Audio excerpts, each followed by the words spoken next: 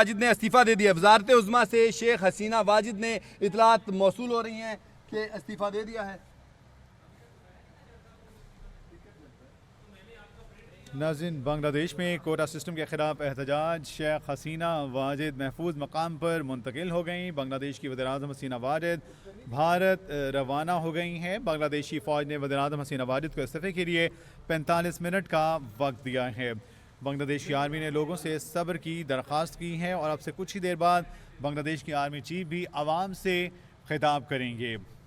बांग्लादेश की वज़ीर-ए-आज़म शेख हसीना वाजिद ने एक बड़ा मुतालबा तो अवाम का मंजूर हो गया है कि शेख हसीना वाजिद ने इस्तीफ़ा दे दिया है और अब जो है वो भारत रवाना हो गई हैं और इसीलिए वो भारत रवाना हुई हैं ताकि वो वहाँ पे महफूज रहें। शेख हसीना वाजिद इस्तीफ़ा देने के बाद वहाँ पर चली गई। आपको बताएं कि अवामी एहतजाज ने वज़ीर-ए-आज़म को शेख हसीना वाजिद को इस्तीफ़ा देने पर मजबूर किया और वज़ीर-ए-आज़म शेख हसीना वाजिद ने आखिरकार इस्तीफ़ा दे दिया। अवाम के मुतालबे के सामने उन्होंने हथियार डाल दिए क्योंकि इनका सबसे पहला और बड़ा मुतालबा जब सिविल नाफरमानी की तहरीक शुरू की है तो उसके बाद ये बन गया था कि शेख हसीना वाजिद जो हैं वो वज़ारत उज़्मा से मुस्ताफ़ी हों और उन्होंने इस्तीफ़ा दे दिया है और भारत के लिए रवाना हो गई हैं। और आपको बताएं कि बांग्लादेशी फ़ौज ने वज़ीर-ए-आज़म हसीना वाजिद को इस्तीफ़े के लिए 45 मिनट का वक्त दिया था और इसके बाद आपको बताएं कि हज़ारों की तादाद में मुजाहरीन जो हैं वो शेख हसीना वाजिद की रिहाइशगाह में दाखिल हो गए थे और बांग्लादेश की आर्मी ने लोगों से सब्र करने की दरख्वास्त की थी और अब से कुछ देर के बाद वो आर्मी चीफ जो है वो खिताब करेंगे। और देखें, हमें मामला जो है क्लियर होते चले जा रहे हैं, सारी सूरत हाल सामने आती चली जा रही है। एक बड़ा मुतालबा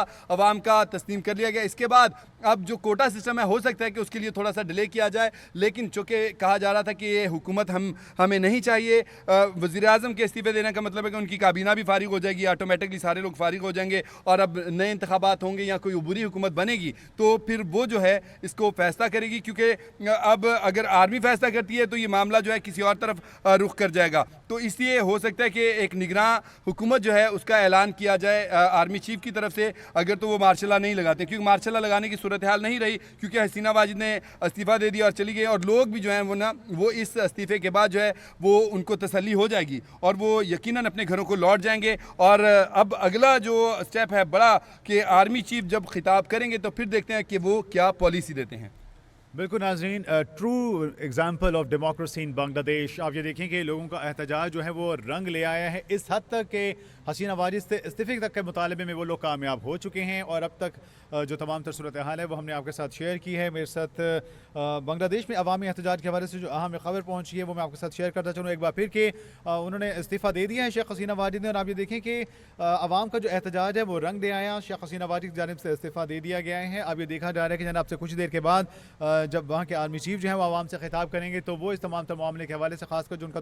दूसरा मुतालबा है उसमें किस हद तक जो है कोई अहम स्टेप लेते हैं, क्या वो जो है वो अहम टर्निंग पॉइंट साबित होता है कि नहीं आवाम के लिए। और जहाँ तक आवाम को घरों में वापस जाने की बात है तो आवाम तो जो दिखाई दे रहा है उनमें जो तैश है, जो जिस तरह से वो मुश्तिल दिखाई दे रही हैं, वो यकीनन अपने घर तब तक नहीं जाएंगे जब तक उनका जो दूसरा मुतालबा है जो यकीनी तौर पर सबसे अहम भी है। एक तो मुतालबा टू सम एक्सटेंट हसीना वाजिद के इस्तीफ़े की सूरत कबूल हो चुका, लेकिन दूसरा जो है वो उस सूरत यकीनी तौर पर कबूल होगा जब उस पर कोई फाइनल जो फैसला है, डिसीजन जो है वो सामने आएगा। अब ये देखना है कि जनाब ये तमाम तो लोग क्या रुख इख्तियार करते हैं, क्या पुरान एहतजाजी बनते हैं या फिर जिस तरह से अभी से डंडे सोटे लेकर हाथों में खड़े हैं और फिर ये मुश्तिल होकर अमलाक को नुकसान पहुँचा रहे हैं। तो दीगर मामलात जो हैं उनको जो है वो उन्होंने रोका हुआ है, उनके लिए रुकावट बनने रखना डाले हुए हैं। तो ये मामला किस तरफ जा रहा है? एक इतला ये भी मिली थी कि जो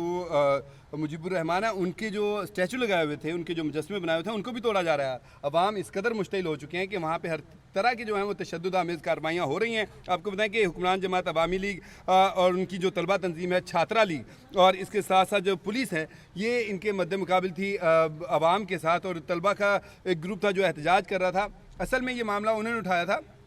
क्योंकि तलबा का कहना था कि हमें नौकरियाँ नहीं मिलती हैं, हम पढ़ लिख के हम इंजीनियर बन जाएं, डॉक्टर बन जाएं, हम साइंसदान, हम कुछ भी बन जाएं, हमें बाहर जाके नौकरी नहीं मिलती है। नौकरी सिर्फ और सिर्फ वो कोटे के तहत उन्हीं लोगों को मिलती है जिनके बारे में कहा जाता था कि इन्होंने पाकिस्तान से अलहदगी के टाइम जो तहरीक चली थी, जो मुक्ति बाहिनी ने असल में चलाई थी, उसके साथ जो उन्होंने उनका साथ दिया था, तो उनके साथ जिन्होंने साथ दिया था उनको नौकरियाँ दी जाती थी। उनके लिए खुसूसी 50% कोटा रखा गया था, कोई थोड़ा बहुत कोटा भी नहीं है, मतलब समझे कि आधी नौकरियाँ उधर गई और बाकी जो लोग होते थे अपनी सिफारशी लोग या उनके अपने जानने वाले थे, इतलात मौसूल यही हुई हैं हमें कि कहा यही जाता था कि उनको भी उन्हीं के खाते में डाल के नौकरियां दे दी जाती थी। तो जो आम तालिब इल्म होते थे, जो शहरी होते थे, वो जो मर्जी कर लें, जिस मर्जी पोजीशन पे आ जाएं, उनको नौकरी नहीं मिलती थी अपने मुल्क में। अच्छा, इस एजाज में इसे थोड़ा सा अपने इस यहाँ के सिस्टम से भी जोड़ना चाहूँगा। इसका मतलब है एहतजाज करना हर जगह के लिए एजाज लाजिम हो चुका है कि मतलब यहाँ पे भी अगर कोई मसाइल है और आवाम चाहते हैं कि ये मसाइल हल होने चाहिए, तो इसमें they need to come on this front, आएँ और डेमोन्स्ट्रेट करें, इस तरह देखिए से जी, मुजाहरे अल्हम्दुलिल्लाह करें और इन तमाम तर मामले के पेश नज़र अपने मुतालबात को मंजूर कराने के लिए ये तमाम तर हरबे आजमाए जाएँ